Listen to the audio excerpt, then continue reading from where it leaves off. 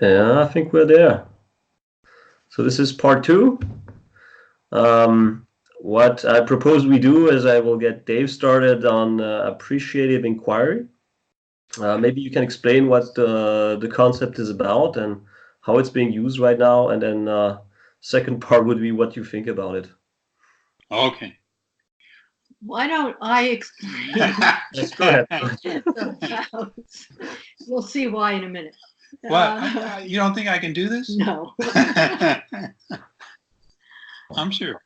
So we're not experts on it. I'm not an expert on appreciative inquiry. However, what they do is it's based on the premise that to correct problems, you don't need to delve into the problem. You can just look at the strengths of an organization and work from there, and the problems will sort of sort themselves out. And there are some really good advantages, especially with consulting on this, because no one likes to hear negative or bad news. And so when you start with the positive, then people are more open and willing to listen. And so then you can have all kinds of move forward and people come up with their own strategies to improve. So I see a lot of advantages to it. David can explain to you the disadvantages. I only see advantages, Gracie. Good. Use it in combination with, well, like a socioeconomic analysis. One of what they're trying to do in appreciative inquiry, we value a lot. They want dream and design and go through what they call the 4 Ds. But what they don't want you to do is deal with the problems. They feel that it's better to just look forward and develop a future.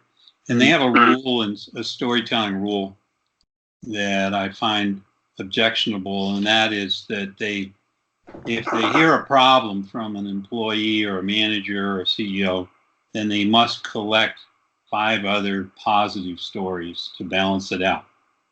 Now, what we prefer to do is to use socioeconomic analysis in the first stage, and then turn to something building positive futures in the second stage. So I think there's a role for appreciative inquiry, but it's in the second stage, not in the first stage.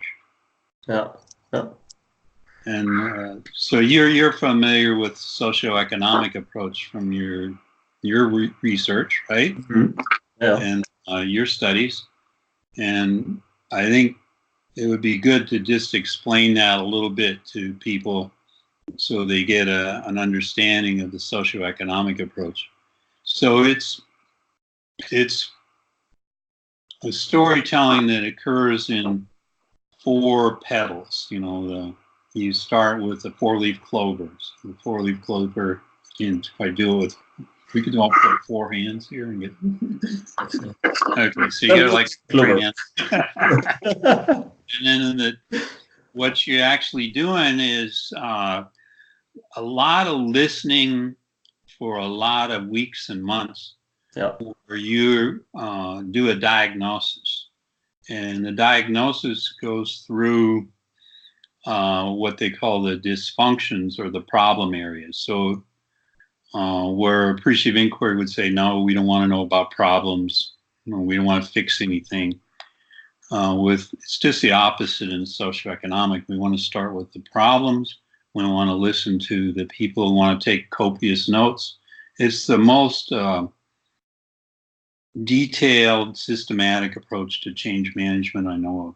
Grace-Ann, did you want to chime in? Just to comment that if you look at the recent writings on appreciative inquiry, they do incorporate consideration of problems very gingerly and carefully, but they do incorporate that more recently. So I think they've paid attention to that. Could be because we kept knocking on that door. Okay. We'll see. We should say we have lots of good friends who do appreciative inquiry. It's a wonderful process if you go through it yourself. Yeah, they don't invite us to dinner as much as usual. Yeah, to me as a European, it sounded very much a cultural American thing of over stressing the positive and not wanting to talk about anything negative. I think it's also a little bit cultural. Yeah, and it's a reaction against postmodern because and the post-structural, because they wanted to move away from anything that was critical, like critical Marxism. They wanted to move away from anything that smacked of problem solving. They wanted to move away from... Who knows what they wanted to do? Well, I know because I read it. They moved away from deconstructions. They said we have these words, and the language police of appreciative inquiry say, well, if you hear any of these deficit words, this deficit language of deconstruction or critical or problems, then ignore all that. Okay. I don't want to ignore all that. We're in a world that's facing too many problems, and needs some good critical accounting. So just to give you a kind of a short lesson on what is socioeconomic approach. It was founded by Henri Saval. It was during his dissertation in the 70s that he decided that the socio-technical system, the social and the technical, were missing accounting and missing the economics and a few other things.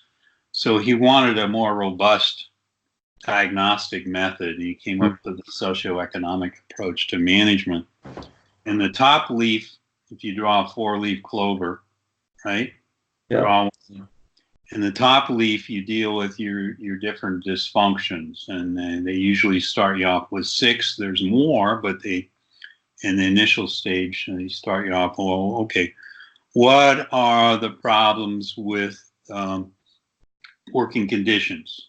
You know, pay, access to resources, all that thing. Then they say, okay, what's the problems in the work organization? And then they'll go to what's the problems in communication, coordination, cooperation, problems in training, problems in time management, basic stuff. Mm-hmm. And then say, okay, what about strategy, how you're implementing strategy? So they really want to just inventory all of that. Then they deal with another kind of petal of the 4-leaf clover, and they say, okay, what are the structures that are involved here, right? Physical structures, technical structures, demographic structures. Mm-hmm. And then they say, okay, let's do another petal, behaviors. We got individual behaviors, we got group behaviors, we got collective behaviors, etc. Now, where they really come in strong as a change management technique is the 4th petal. And now they start to say, okay, what are the hidden costs of you behaving this way? Yeah. And let's put it in a storytelling format, because when Grace Ann and I interviewed them years ago, we found out that their underlying way of looking at organization is as kind of broken theater scripts or messed up theater scripts, and they really need an editor. A consultant acts as kind of a scribe writing down the script, and then an editor proposing changes to the script in collaboration. And they have these meetings where they say, okay, it's costing you $500,000, $2 million, $3 million a year for you to behave with this script. It's so messy and so screwed up, and people are not on the same page with it, and you have people pulling in different ways. But wouldn't it be better if we got our script writers together, our script actors, and we sat down and developed some projects and re-script the organization? So it's a perfect storytelling system. Now from there, the 4-leaf clover has a stem in it, and it's in the ground. Remember before in the other episode we were talking about in the ground, grounding things. Well, then they start to ground things. And what are the risks to your business of this script? If we don't get it together, what are you doing in excess overtime, lost production, all kinds of things like that that are kind of below the surface, and we want to understand that financially and economically. And this is where it kind of goes beyond your usual socio-technical system approach. And now they come back and they say, let's do something that appreciative inquiry would love, and create projects, demonstration projects for the future. Yeah. Get the right people together, let them have enough resources, because we've already said you're losing 500,000 to 2 million by behaving this way. They'll give them an exact figure, but I'm just giving you an example. Yeah. They'll say, okay, well, let's spend 100,000, 200,000 to develop a project, implement it, and see, can we tap hidden resources? Can we tap some of those hidden costs, close them out, transfer that initiative, and release human potential, and really build socially responsible organization? So they have a strong ethical component. Yeah. And they really, there's a new book on socially responsible capitalism that Henri Saval and the colleagues wrote. I wrote a preface to it. Yay for me. And they have really strong ideas about consulting. They don't take clients that are going to work with them less than 3 years. They don't take clients that are in unethical practices, but they want to develop releasing human potential for positive change, for socially responsible capitalism. I think it's the best consulting program on the face of the earth, but you got to be willing to invest the time to look at your own script, your storytelling, and what you're doing in the 4 petals and the 4-leaf clover and the roots below, and make a change. And that's a big commitment, and not a lot of organizations would like something, quick and easy, have a consultant draw a few scribbles on the board or a flip chart and off they go. Well, I'm sorry, you're not going to get anything meaningful out of that. Yeah. You're going to save money, and you're not going to release human potential, and you're going to have the same problems you started with. I'm done. The other thing that I see, and I have seen from the first we met them 20 some years ago, is the interesting way they position themselves between process consultants and expert consultants. They have a very collaborative model. It's very ethnographic. And so when David used the word diagnose, I don't even like to use that word because it sounds so top down. Yeah. I am diagnosing them. Yeah. And really, it's a very collaborative process. Yeah. We gather your information, display it so that you can see your own words, Yeah. and then together we decide. And it's not a final decision, it's an experiment. We test out some of our interpretations of this story. And does this work or does something else? So it's a very back and forth. We're talking about conversational research processes. They really establish a conversation.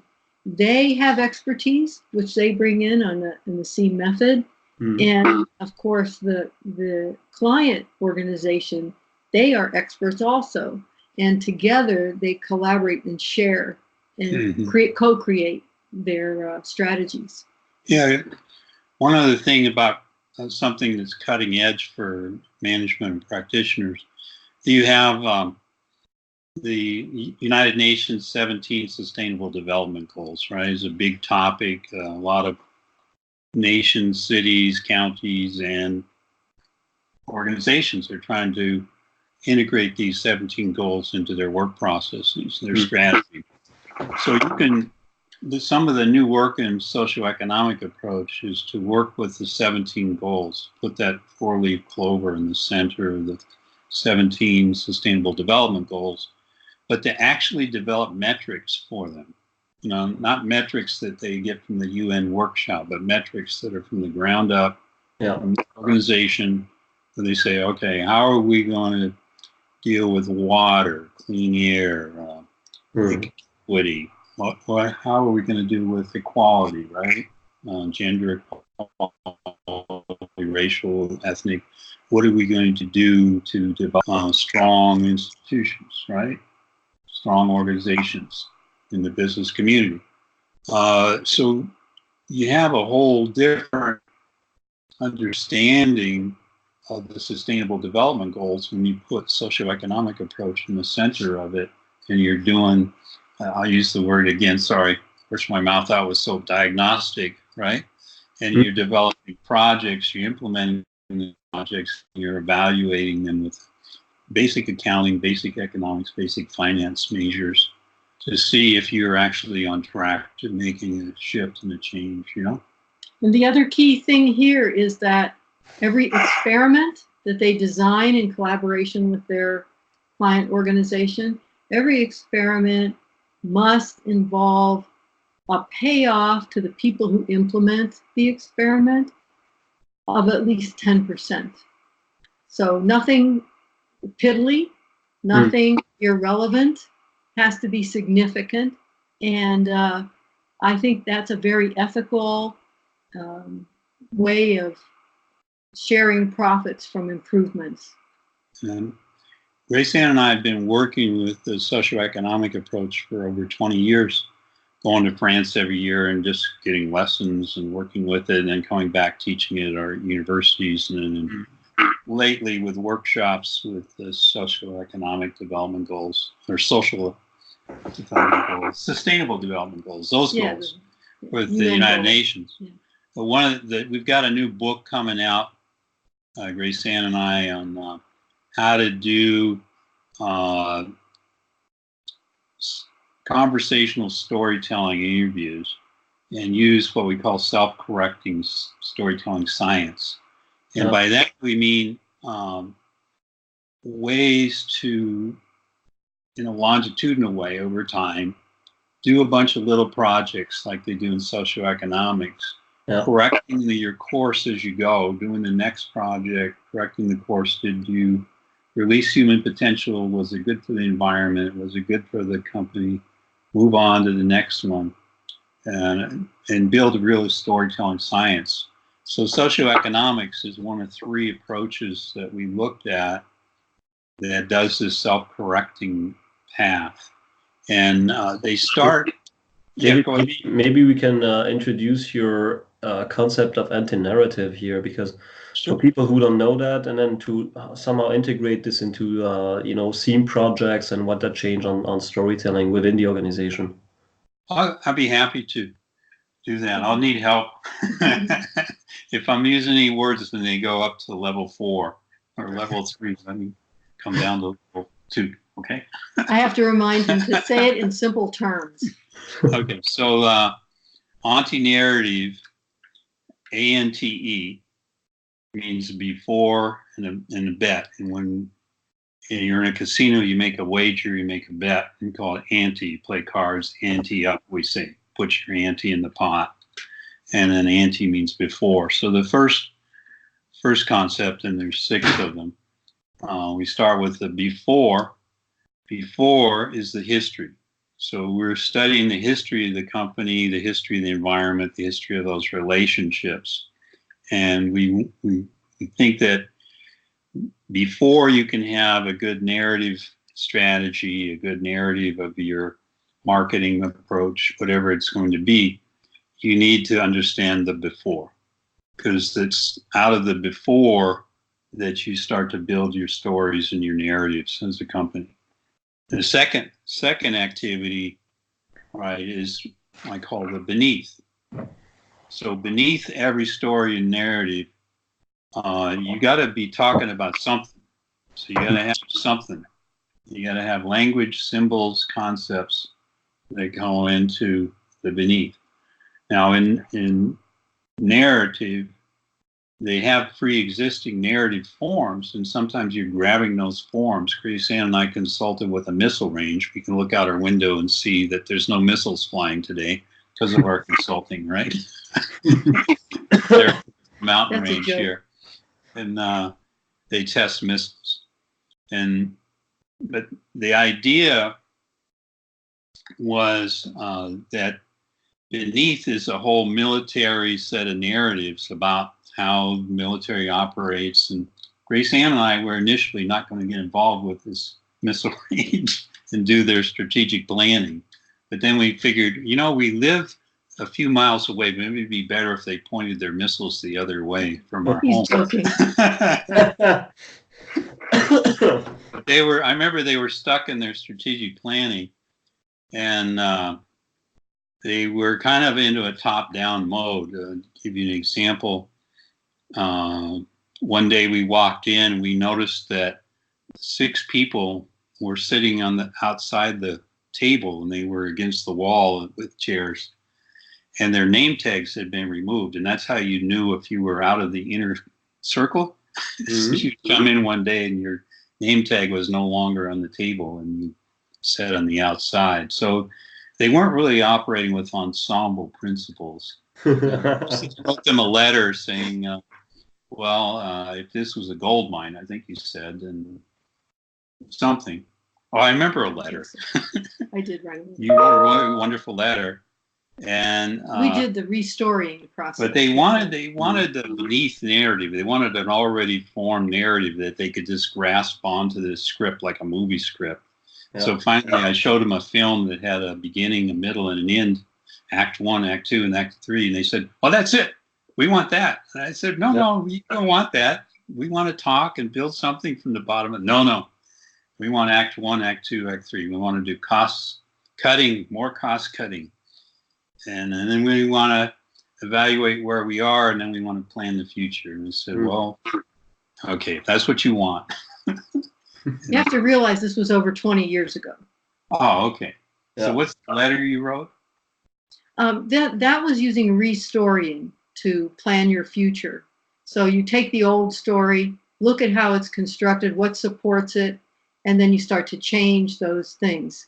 Change your own image of yourself. Find a unique situation where you overcame the problem or potentially could have overcome the problem in a situation, and look at the factors in that storyline and make that the dominant story instead of the forgotten story. Yeah. So yeah, we did that with that. So we move on to bets. So we've done the before, do the beneath, the language, the concepts that are there, the narratives that they're grabbing onto. Then we look at the bets. What bets are you making on the future? Well, when we work with the missile range, they are only betting that there'd be more cost cutting, more downsizing, releasing more people. Well, that just could be a slippery slope. Well, what the thing was, it was in a peacetime.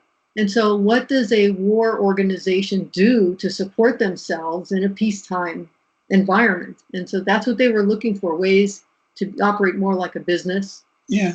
And then, so they were working with planning different kinds of futures. We get them out of the cost cutting, Act 1, and then we sort of develop where you're at, where you want to go. And it's some of the new futures, they wanted to test equipment for earthquake stability. They wanted to test various electrical components with various electrical charges, etc. So they were developing different futures along the way. So we move from the bets on the future.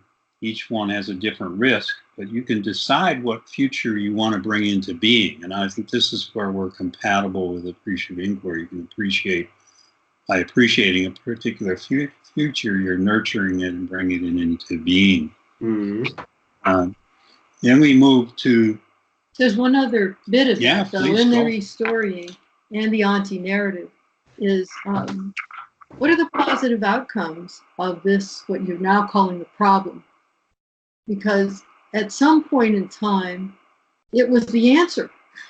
Yeah, that's why people are doing it, because it did something useful at some point. And so we also believe that you need to appreciate the problem for the positive aspects of it. Yeah, that's why we start with the before and the beneath and the bets on the future. So we help them make good bets on the future with good diagnosis, and that's where socioeconomics come in. Then we look at number 4, the becoming. What are they becoming ethically, morally? What are they becoming? Rosile said they're moving from wartime to peacetime. They're doing testing. They're trying to find ways where they don't have to reduce and release everybody. Socioeconomic approach never releases people, doesn't go in and just downsize. They would rather take existing people and shift them to a different project, a different program.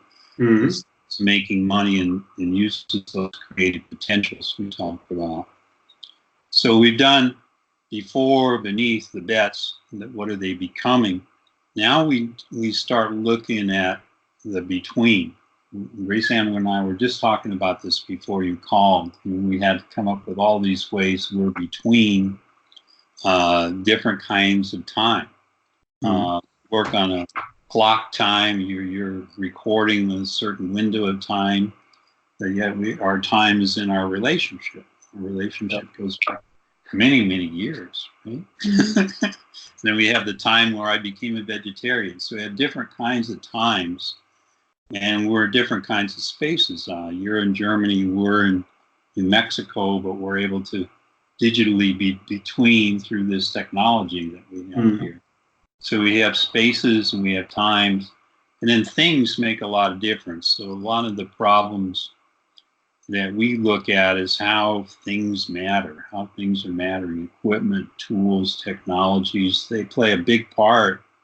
You know, the digital technology plays a big part in how people interact and how we interact with the world. People are getting removed from nature. They're not getting a grounding in nature anymore. If they're walking around with their cell phone, that's all they see is this virtual world. Yeah. So we want them to have more grounding in the between. We think everything is in the between. Call us postmodern if you want. We think we're in spaces, in times, and matterings of all different kinds, things of all different kinds. Well, it's kind of, there's a lot of talk about quantumness. And so betweenness is about all of those interrelated parts.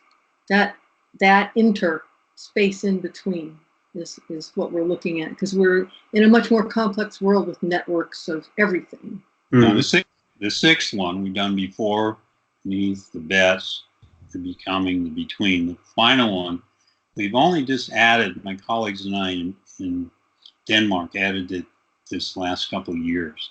And we've been talking about it, that we really needed another B concept, 6 Bs, and it's the beyond.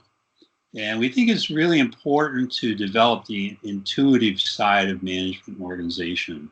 And my first big study in Administrative Science Quarterly looked at kind of intersubjectivity processes.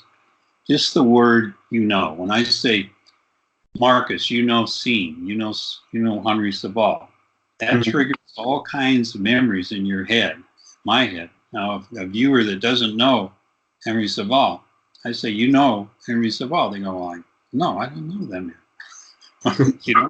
So most of the storytelling is not really in the words themselves. Or it's in these memories, experiences we've had that you and I share, Marcus, and you and Grace Ann share, and Grace Ann and I share different ones, and we have a whole different intersubjectivity.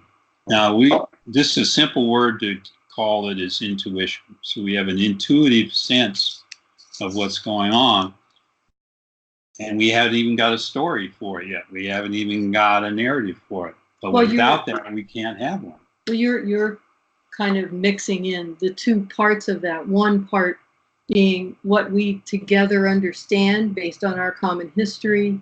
Yeah, that before. And the other part of the intuitive, the gut feeling. I think we really need to do this. That directs us sometimes. Yeah, and so we like to introduce management to the 6 Bs, and then it might take a few days, and then have them start to understand their own before. What's beneath in their language, what are the bets they're making in the future, what's becoming, where are they in the betweens, and then beyond, what's their intuitive sense. They work on their gut, it's their gut saying, not just their head. Does that make sense? All right. Anyway, look at the 6 Bs, and that's onto narrative. Let me ask Marcus. I don't know if I should. What? Related to, you went through the SEAM program, right? Yeah. Do you know when they talk about Sunday morning church? Sunday morning church. No. Oh, that's an insider racing. I don't know. No. Term. Well, one year when we were there, I think it was Ricky Moore told us Sunday morning church. Oh, okay. It was when they have their, because the people are all out in the workplace and out in remote locations, and they have periodic weekends. And so Sunday mornings is often when they have a meeting. Yeah, the ECR meeting is Sunday morning. Right at the ECR. You know that room? Yeah. You know the room. Yeah. That's pretty good, yeah. So they said, oh yeah, you're coming to Sunday church at ECR. So that's something where it's that intersubjectivity. Yeah. Those kind of insider jokes, Yeah. that really reflects a lot of that shared story that's not explicitly told, but everybody implicitly understands. It's also a key element of community, because that's how we recognize each other. That's how we see humor in things, because we have a shared understanding. Just as an example of some of how the anti-narrative aspects help us to understand better. And just so we get clarity, the socioeconomic approach, we use it as a model of self-correcting, what we call storytelling science. And it's a very compatible approach because it has the idea of developing hypotheses, experimenting, learning from the experiments, learning from the interventions, they call these experiments, validating the new knowledge, modeling it. You really learn something that's taken us over 20 years. We're slow students. I'm a slow student, maybe. Well, But it took me 20 years to understand that this was really a scientific approach. With hypothesis, propositions, testing, inquiry, and very sequential. It wasn't just go in, flip chart and go out. So this was a long commitment of self-correction. Well, I'm thinking in academia, tenure was invented supposedly to foster longitudinal research. And that's back from the 50s and 60s. Yeah. Well, kind of fell by the wayside with this annual reviews, all this performativity, and everything short term. And I remember when I was doing my dissertation, they said, get somebody's data set, just run an analysis, and that's it. And so the view of research is study, finding, end. And what we're saying is it really should be a series of experiments, of discovery, a process, not just a one shot. Right. Yeah. Same with consulting. So we're interested in these methodologies that have long-term self-correcting approaches. And I don't know if you have time for true storytelling, if you have time for another method, or what's your clock look like? It's always about the time, right? We can make a break again and talk about it and make a last part in another 5 minutes. So I'll stop the recording and then we do last part after that one. Yeah. My friends in Denmark, if I didn't tell you about true storytelling, they'd be upset with me. Take a short break.